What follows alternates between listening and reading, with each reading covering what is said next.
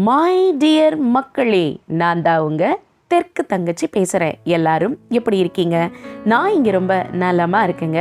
நீங்களும் ரொம்ப சந்தோஷமாகவும் நலமாகவும் இருப்பீங்க நம்புகிறேன். இன்றைக்கி ரொம்பவே ஹெல்த்தியான ஜூஸ் ரெசிபி தாங்க ஒன்று பார்க்க போகிறோம். வெள்ளரிப்பழ ஜூஸ். வெள்ளரிப்பழம் உடலுக்கு ரொம்ப ரொம்ப ஆரோக்கியமானதுங்க. இந்த பழத்தை பயன்படுத்தி இந்த ஜூஸை எப்படி செய்யலான்னு பார்க்கலாமா? வாங்க வீடியோக்குள்ளே போகலாம்.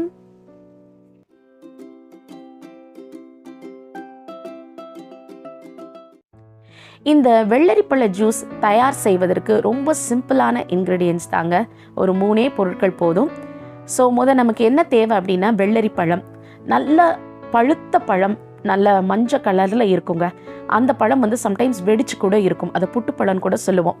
அந்த பழத்தை வாங்கி நல்ல தொலியெல்லாம் நீக்கி அதில் இருக்கக்கூடிய சீட்ஸ் எல்லாம் எடுத்து இந்த மாதிரி குட்டி சங்க்ஸாக கட் பண்ணி ரெடி பண்ணி வச்சுக்கோங்க. அப்புறமா பார்த்தீங்கன்னா, நாட்டு சர்க்கரை தேவை. இது வெள்ளை சர்க்கரை பயன்படுத்துவதை காட்டிலும் நாட்டு சர்க்கரை சேர்ப்பது இது உடலுக்கு ஆரோக்கியம் மட்டும்தானா அப்படின்னு நினைக்கிறீங்களா? டேஸ்ட்டும் பார்த்தீங்கன்னா நாட்டு சர்க்கரை சேர்த்து செய்வது தான் ரொம்ப நல்லாயிருக்கும்.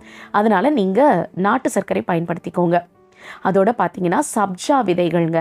சப்ஜா விதைகள் எல்லாருக்குமே தெரியும். திருநீற்று பச்சிலைன்னு சொல்லக்கூடிய ஒரு செடி, அதாவது ஹோலி பேசில் செடியில் இருக்கக்கூடிய அந்த பூக்களில் இந்த விதைகள் கிடைக்கும். இது ஒரு வகையான துளசி வகையை சார்ந்தது. இந்த சப்ஜா விதைகள் உடம்புக்கு எண்ணற்ற பயன்களை தரக்கூடியதுங்க.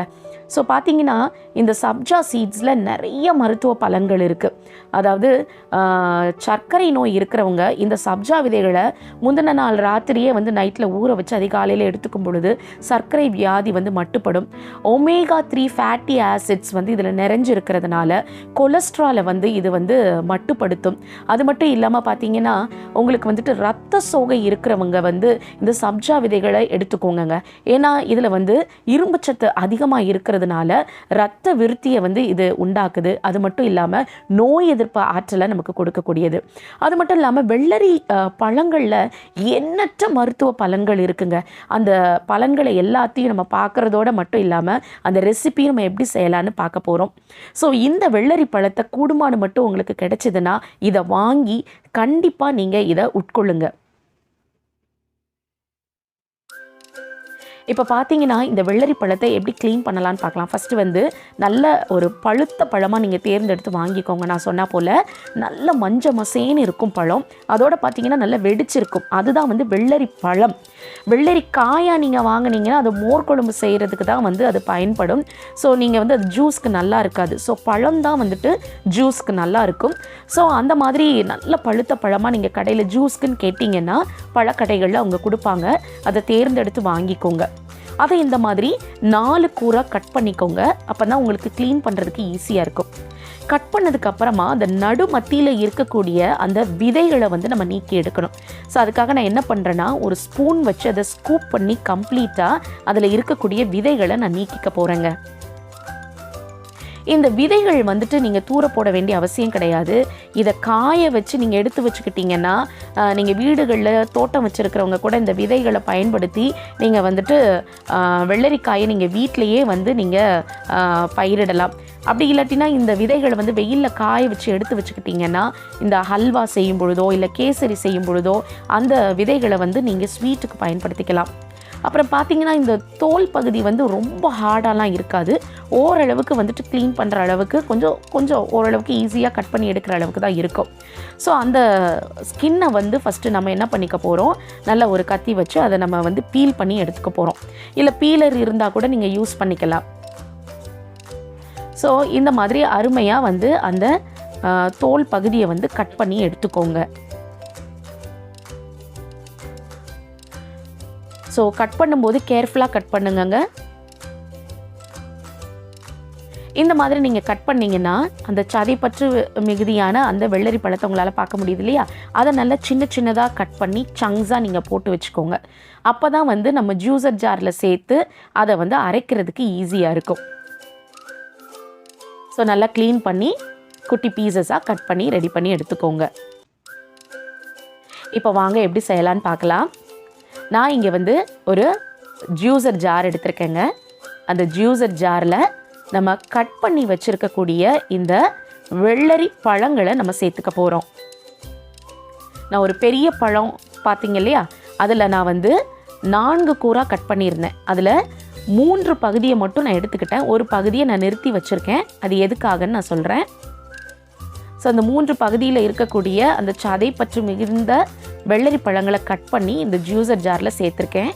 இதோட நாட்டு சர்க்கரை நம்ம சேர்த்துக்க போகிறோம். நாட்டு சர்க்கரை ஒரு 5 டேபிள் ஸ்பூன் அளவுக்கு நான் சேர்த்துக்க போகிறேன். நீங்கள் பார்த்தீங்கன்னா வெள்ளரி பழங்களில் அதிகப்படியான ஒரு இனிப்பு சுவை இருக்காதுங்க. அது வந்து நம்ம இனிப்பு சுவைக்காக இந்த நாட்டு சர்க்கரை சேர்க்கும் பொழுது தான் அது குடிக்கிறதுக்கு நல்லா இருக்கும். அதனால் நான் கொஞ்சம் கூட சேர்த்துருக்கிறேன்.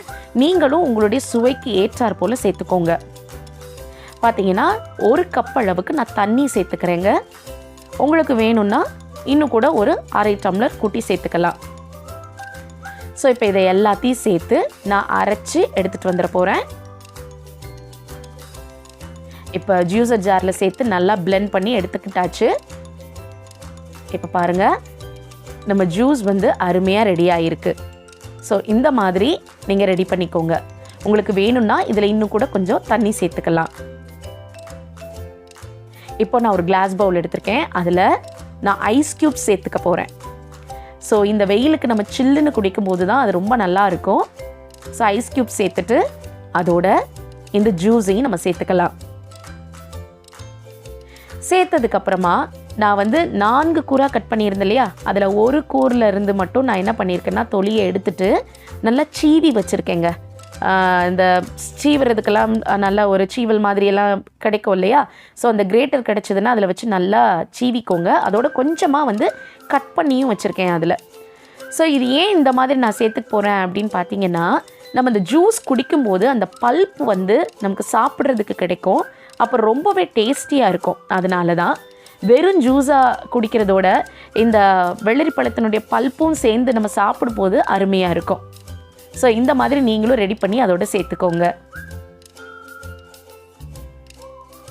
அதை நல்லா மிக்ஸ் பண்ணுங்கள். அப்போ தான் வந்துட்டு ஒன்றோடு ஒன்று நல்லா ஒட்டிகிட்டே இல்லாமல் நல்லா பிளெண்ட் ஆகி மிக்ஸ் ஆகி அது வரும். அப்புறம் பார்த்தீங்கன்னா இதில் நம்ம சப்ஜா விதைகளை சேர்த்துக்கொள்ள போகிறோம். சப்ஜா விதைகள் பார்த்தீங்கன்னா நான் வந்து ஒரு 5 டேபிள் ஸ்பூன் போல் சேர்த்துக்க போகிறேன். அதிகப்படியாகவும் இது சேர்த்துக்க தேவையில்லை. நான் 2 டேபிள் ஸ்பூன் போட்டு தான் நான் தண்ணியில் ஊற வச்சுருந்தேன். எவ்வளோ கிடச்சிருக்கு பாருங்கள். ஸோ இது கொஞ்சம் சேர்த்தாலுமே உங்களுக்கு நிறைய கிடைக்கும். நீங்கள் தண்ணியில் ஊற வைக்கும் பொழுது ஒரு 3 மணி நேரத்துக்கு முன்பதாகவே நீங்கள் ஊற வச்சிடுங்க. இது நல்லாவே ஊறி வரணும். அப்போ தான் அது உடலுக்கு நல்லது. ஸோ இது எல்லாத்தையும் சேர்த்து நீங்கள் நல்லா மிக்ஸ் பண்ணி கொடுங்க. ஸோ நம்மளுடைய வெள்ளரிப்பழ ஜூஸ் அருமையாக தயாராகிருக்குங்க. இந்த வெள்ளரி பழ ஜூஸ் உடம்புக்கு ரொம்ப ரொம்ப ஆரோக்கியம் பயக்கக்கூடியது. வெள்ளரி பழத்தில் பார்த்தீங்கன்னா நமக்கு வந்து பொட்டாசியம் நிறையா இருக்கிறதுனால ரத்த அழுத்தத்தை கம்மிப்படுத்துது. அது மட்டும் இல்லாமல் இதில் மினரல்ஸ் தாங்க ஜாஸ்தி, விட்டமின்ஸ் கிடையாது. மினரல்ஸான சோடியம், பொட்டாசியம், மெக்னீஷியம், கால்சியம்னு சொல்லி அநேக சத்துக்கள் நிறைஞ்சிருக்கு. அது மட்டும் இல்லாமல் வந்து பசிரசம்னு சொல்லக்கூடிய ஒரு ஜீரண சுரப்பியை இது வந்து நம்மளுடைய உடலில் வந்து ஏற்படுத்துது. அதனால பார்த்தீங்கன்னா உடம்புல இருக்கக்கூடிய பித்தத்தை தணிக்குது, சரும நோய்கள் வராமல் பார்த்துக்குது. வெள்ளரி பழம் வந்து நம்ம உடம்பை வந்து ஹைட்ரேட்டடாக வச்சுருக்கோம். நமக்கு நல்லாவே தெரியுது, இப்போது வெப்பம் வந்து அதிகமாகி கொண்டே போகுது இல்லையா. நம்மளுடைய உலகத்திலே சொல்கிறாங்க குளோபல் வார்மிங் அதிகமாக இருக்குன்னு. இந்த வெப்பம் நிறைஞ்ச நேரத்தில் இந்த வெள்ளரி பழ ஜூஸ் வந்து உங்கள் பாடியை ரொம்ப ஹைட்ரேட்டடாக வச்சுருக்கும். ஸோ இந்த கோடை காலத்துக்கு ஏற்றாற் போல் ஒரு அருமையான ஒரு வெள்ளரி பழ ஜூஸ். நமக்கு வந்து ஜூஸுன்னு ஞாபகம் வந்ததுன்னா இந்த கோடை காலத்தில் வாட்டர்மெலன் ஞாபகத்துக்கு வரும். அப்படி இல்லாட்டினா கிருணி பழம் ஞாபகம் வரும். இது மட்டும்தான் நமக்கு ஞாபகத்துக்கு வரும். ஆனால் வெள்ளரி பழத்தை எல்லாரும் மறந்து போயிடுறீங்க. இனிமேல் அப்படி இருக்காதீங்க. இந்த வெள்ளரி பழத்தை பயன்படுத்தி நீங்கள் ஜூஸ் செய்து கண்டிப்பாக நீங்கள் இதை உட்கொள்ளுங்க. உடம்புக்கு ரொம்ப ஆரோக்கியம் நிறைந்ததுங்க. இந்த வெள்ளரி பழத்தினால எண்ணற்ற மருத்துவ பலன்கள் அடங்கி இருக்குது. உங்களுடைய உடலுக்கு ஆரோக்கியம் வந்து ரொம்ப ரொம்ப மேம்படணும் அப்படின்னு சொன்னீங்கன்னா இந்த கோடை காலத்தில் இதை நீங்கள் எடுத்துக்கோங்க. ஆனால் சளி அதிகமாக இருக்கிறவங்க, கபம் வந்து இருக்கிறவங்க, அந்த மாதிரிப்பட்டவங்கெல்லாம் வந்து இந்த வெள்ளரி பழத்தை வந்து அதிகமாக சேர்த்துக்க வேண்டாம். நல்ல ஒரு உச்சி வெயில் அடிக்கிற நேரமாக பார்த்து இந்த வெள்ளரி பழத்தை நீங்கள் எடுத்துக்கும் பொழுது உடலுக்கு ரொம்ப குளிர்ச்சி தரக்கூடியது. மண்டை சூட இது தணிக்குதுங்க. உடம்பை ரொம்ப ஹைட்ரேட்டடாக வச்சுக்கும்.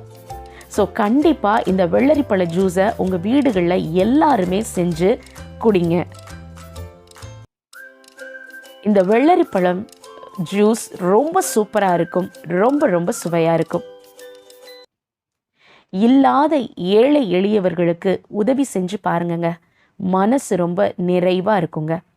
இந்த வீடியோ உங்களுக்கு ரொம்ப பிடிச்சிருந்தா லைக் பண்ணி, ஷேர் பண்ணி, கமெண்ட் பண்ணி, மறக்காம தெற்கு தங்கச்சி சேனலுக்கு சப்ஸ்கிரைப் பண்ணுங்க. இதே மாதிரி இன்னொரு வீடியோவில் உங்களை நான் மீட் பண்ணுற வரைக்கும் சந்தோஷமாக இருங்க, சிரிச்சுட்டே இருங்க. Take care all, bye bye.